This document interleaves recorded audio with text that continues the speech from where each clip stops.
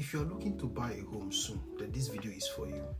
Since after COVID, there has been an exodus of highly skilled workers to the West, from Asia and Africa, to the West.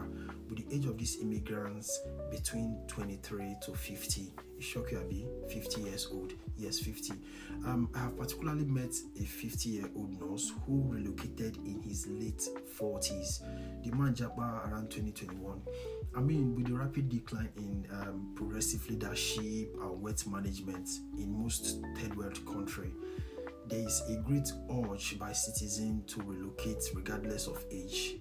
And once you are here, once you get here, especially as a Nigerian, there is this passive pressure to own a home, maybe from back home, from friends, especially from our immigrant community. However, if you do like 50 years old or around that age, it will be wise not to venture into mortgaging a house, except you are paying cash or is a mortgage for renter. But we know that no bank will give you a mortgage, for rent on your first home.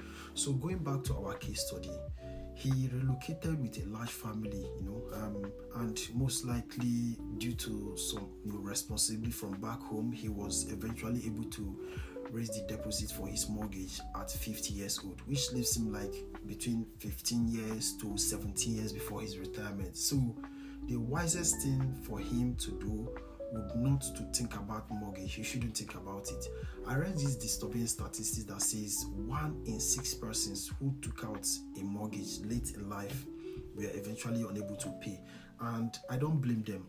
With the surging building and content insurance, the high cost of living, and the cost of maintenance and maintaining a property, is difficult to actually keep up, especially with a decline, with decline in energy to work like they actually used to.